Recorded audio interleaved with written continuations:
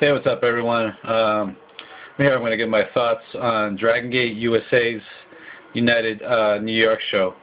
I was going to actually do this as a review along with the Philadelphia show, but I haven't watched the Philadelphia show yet, and I'm probably not going to get to it till, I don't know, at least Wednesday. And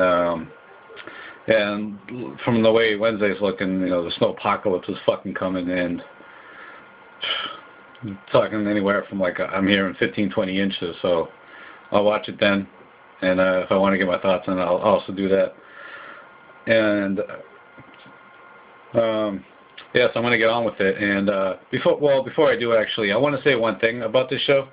It was a pretty solid show overall, but I would say my one complaint was I was really surprised and kind of disappointed at the crowd, you know, seeing how it was Dragon Gate USA's first show in New York. And you know, I was figuring that since Dragon Gate had you know, at one point ties with Ring of Honor, I figured those are the kind of fans that would have been coming to the show, and it really wasn't like that.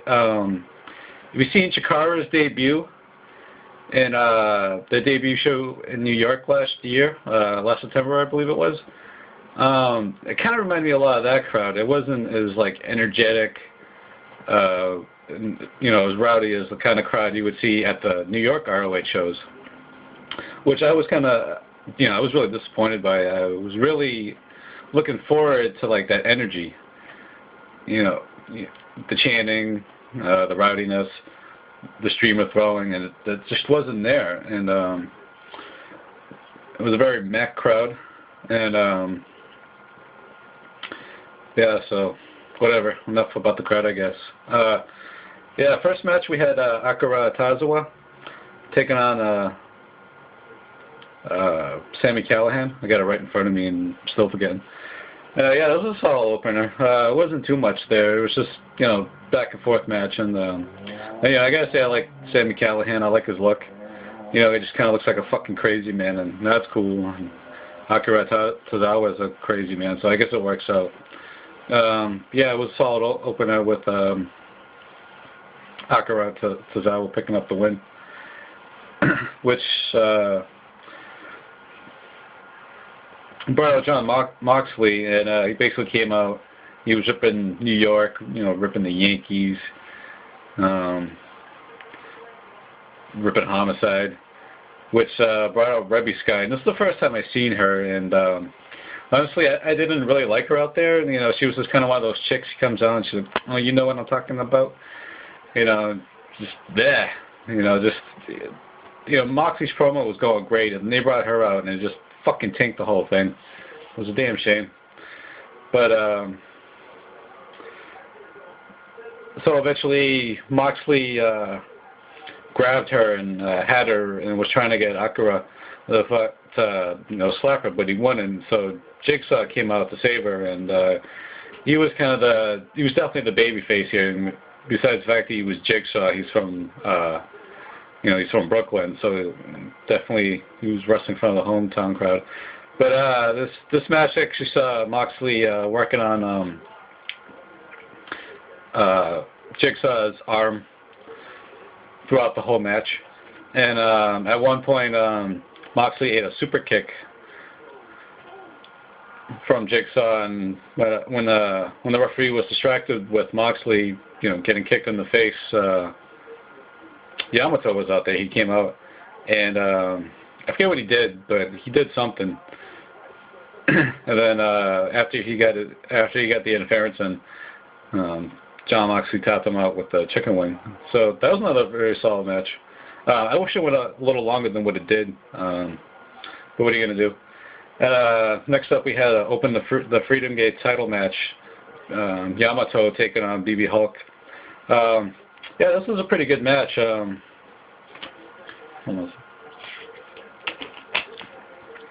Very early on, Yamato was controlling the bulk of this match, doing a lot of heavy submission work, was very methodical, a lot of good stuff. But then eventually did pick up, got to a faster pace, and it was very back and forth.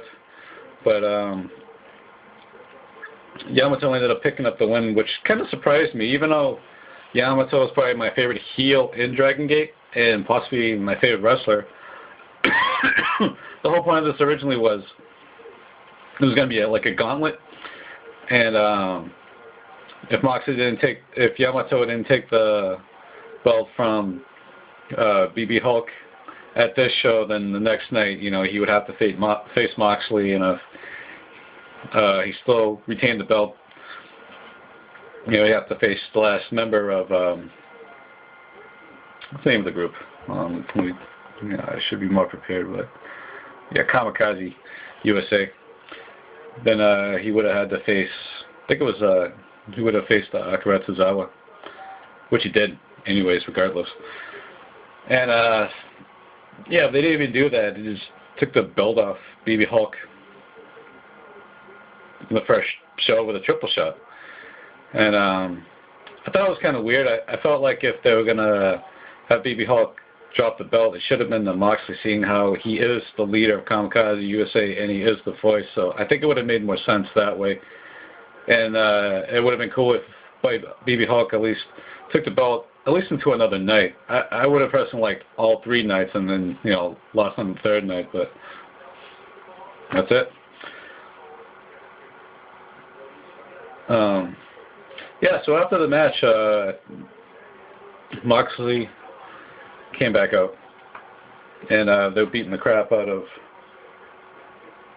BB Hulk, and which brought out Julius Smokes, actually. And pretty much just was kicking the crap out of Moxley out there, you know, until they went out to the back.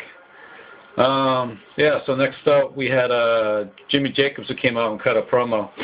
And basically he wants to be on the long road to the Freedomgate title belt.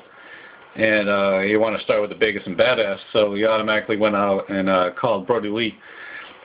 So this is basically, you know, the big man, small man match, kind of like David and Goliath, you know, such a huge size difference. Maybe not as epic, but definitely not as epic as David and Goliath. But yeah, this was a pretty good match. Brodie was beating the crap out of Jimmy Jacobs, but Jimmy Jacobs just had a lot of fighting spirit and kept coming back, but, you know, they couldn't take out the big man. And so, yeah, then after that, Ronan came out, which was awesome. If you watch Dragon Gate USA's YouTube page, they had a video where Rich Swann was pitching a theme song, and he was basically beatboxing, rapping, singing, and he was showing us Chuck Taylor and Johnny Gargano, and basically gave him the thumbs up and they were going to use it, but when he walked away, you know, they were talking amongst themselves and they said that they weren't going to use it. You know, they were saying that, but they actually did, and it was just fucking awesome. I mean, that was just great. You know, Rich Swann even had the microphone and everything, so that was cool. And so this led to, actually, it was the first match, and basically the big point of this weekend would be it's a tournament for the Dragon Gate USA Tag Team belts, the United belts, I think they're called. And so this was the first match in that, and it was Ronan, consisting of Johnny Gargano and Chuck Taylor, taking on Naruki and Ricochet.